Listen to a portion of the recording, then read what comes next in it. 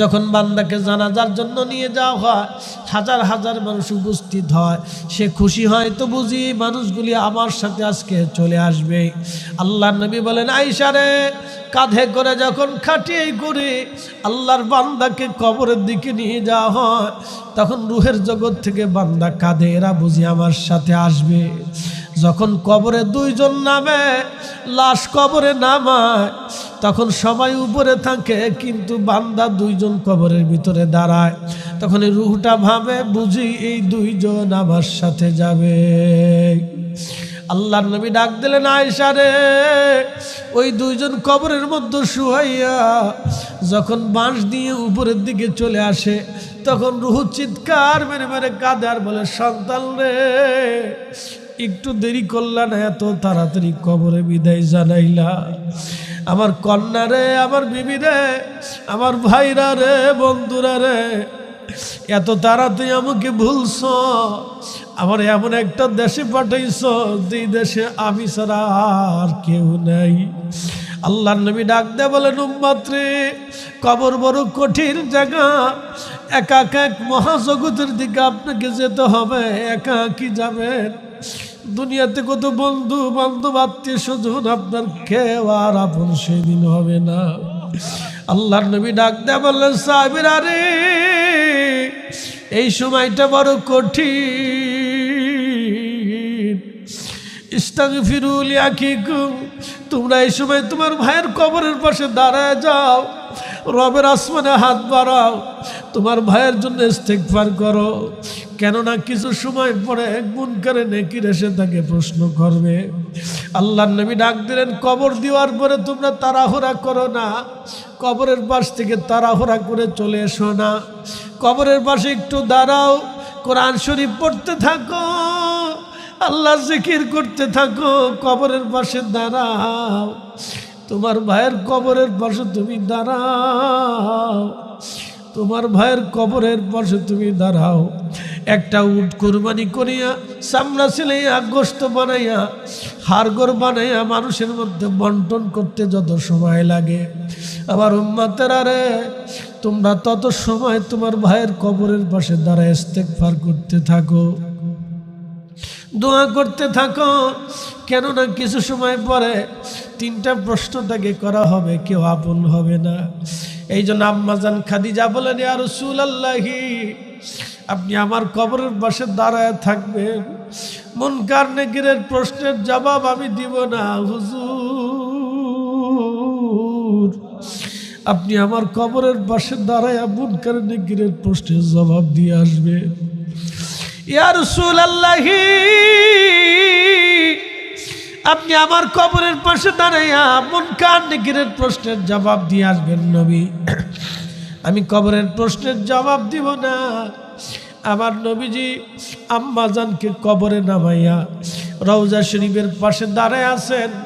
সূর্য উঠে গেল, প্রচণ্ড তাপ বেড়ে গেল, নবীজি শরীর মোবারক থেকে ঘাম বের হয়ে চুয়ে চুয়ে টপ টপ করে ঘামগুলি পড়তেছিলেন। আমার নবীজি আম্মাজানের রওজা শরীফের পাশে দাঁড়ায় কাঁদতেছিলেন। সেই স্মৃতিগুলি, সংসারের স্মৃতিগুলি, দুঃখের এবং সুখের স্মৃতিগুলি মনে করে নবী কাঁদতেছিলেন। একজন সাহাবী পিছন থেকে ডাক দিয়েছে, হুজুর আপনি আসেন, হুজুর আপনি আসেন, আপনি না গেলে মুনকার নেকির আসবে না। সওয়াল জবাবের জন্য আপনি না গেলে মুনকার নেকির আসবে না। ইয়া রাসূলুল্লাহ, আপনি আসেন। নবীজি ডাক দিয়ে বলেন, সাহাবীরা রে, তোমরা চলে যাও, আমি যেতে পারবো না। আমার খাদিজার সাথে আমার ওয়াদা, আমি আমার খাদিজার প্রশ্নের জবাব না দিয়ে আমি যেতে পারবো না রে সাহাবীরা।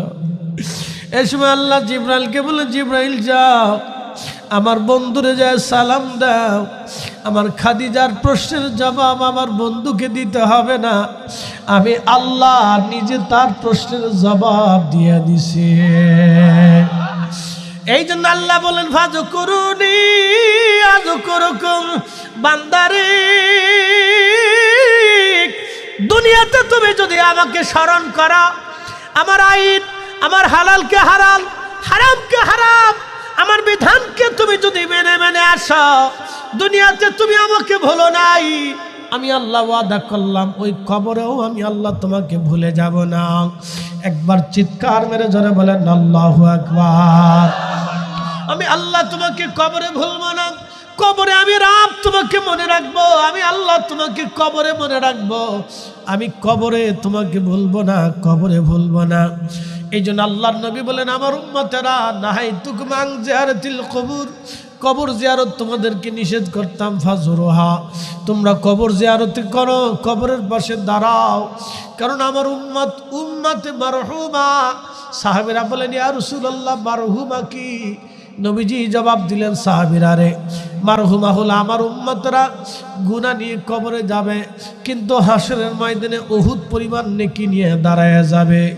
সাহাবীরা বলেন হুজুর এত নেকি আপনার উম্মত কোথা থেকে পাবে? নবীজি বললেন সাহাবীরা রে, আমার মরহুম উম্মতের জন্য জিন্দা উম্মতরা বেশি বেশি করে দোয়া করবে, দোয়া দোয়া। আওয়ালাদিন সলিহিন ইয়াদউ লাহু, নেক সন্তানরা দোয়া করবে। আমার জিন্দা উম্মত মারা যাওয়ার আগে দুনিয়াতে সদকা জারিয়া মসজিদ বানায় রাখছিল, মসজিদে টিউবওয়েল দিয়েছিল, একটা মেয়ের বিবাহের ব্যবস্থা করে দিয়েছিল, একটা আল্লাহর বান্দা তার জমিনের উপর দিয়ে রাস্তা বানিয়ে দিয়েছিল। ওই রাস্তা দিয়ে যত মানুষ হাঁটবে, যত বছর হাঁটবে, তত বছর ধরে ওই বান্দা নেকি কবর থেকে পেতে থাকবে। একটা মসজিদ বানাইলেন, ওই মসজিদ যতদিনে নামাজ হবে আল্লাহর বান্দা কবরে চলে যাবে, কিন্তু নেকি চলতে থাকবে। একটা এতিম সন্তানরা আপনি আলেম বানাইলেন, ওই বাচ্চাটা যতদিন আলেম থাকবে যতদিন সে নামাজ পড়বে, কোরআন হাদিস পড়বে, আপনি কবরে চলে যাবেন, কিন্তু নেকি বন্ধ হবে না, নেকি চলতে থাকবে। আওয়ালাদিন সলিহিন ইয়াদউ লাহু, নেক সন্তানরা দোয়া করবে, যতদিন দোয়া করবে ততদিন কবরে যাইতে থাকবে। আমার উম্মতের আরে এই জন্য আমার উম্মতে মারহুমা আল্লাহ নেকিগুলি জমা করে কিয়ামতের ময়দানে উহুদ পরিমাণে আল্লাহ আমার কারণে বাড়ায় দিবে। হাসরের ময়দানে আমার উম্মত দাঁড়ায় বলবে আল্লাহ এত নেকি তো আমি দুনিয়াতে আমল করি নাই। আল্লাহ বলবেন ও আমার বান্দা, তোমার ছেলে, তোমার মেয়ে, তোমার ভাই, তোমার আত্মীয় স্বজন, তোমার প্রতিবেশীরা তোমার জন্য দোয়া করেছিল, মাগফিরাত কামনা করেছিল, ইসালে সওয়াব করেছিল, কোরআন খতম দিয়েছিল, নফল হজ করেছিল, ওমরা করেছিল, নফল নামাজ পড়েছিল, দান সদকা করেছিল, মাদ্রাসায় দান করেছিল, মসজিদে দিয়েছিল, ওই সামাজিক উপকারের জন্য গরিব মানুষের মেহনতি মানুষের জন্য খাবার দাবার দিয়েছিল। এই নেকিগুলি আমি আল্লাহ আজকে খুশি হইয়া তোমাকে উহুদ পাহাড় পরিমাণ বাড়ায় দিলাম। যা বান্দা যা, তোমাকে আজকে জান্নাতি বানায় দিলাম। এটার নাম উম্মতে মারহুমা। আজকে যারা এই বিদ্যাগুলি, কোরআন খতম, এই ফাতেহা, এই ইসালে সওয়াব, এই দুয়া দুরুদ, এই দুয়া জিকির, এই জিকির মাহফিল বেদাতের ফতোয়া দিয়ে যারা বন্ধ করতে চায়, তারা মূলত শয়তানের এজেন্ডা বাস্তবায়নের জন্য নামছে। কথা কন না কেন, ঠিক কিনা? এটা আমরা হতে দিতে পারি?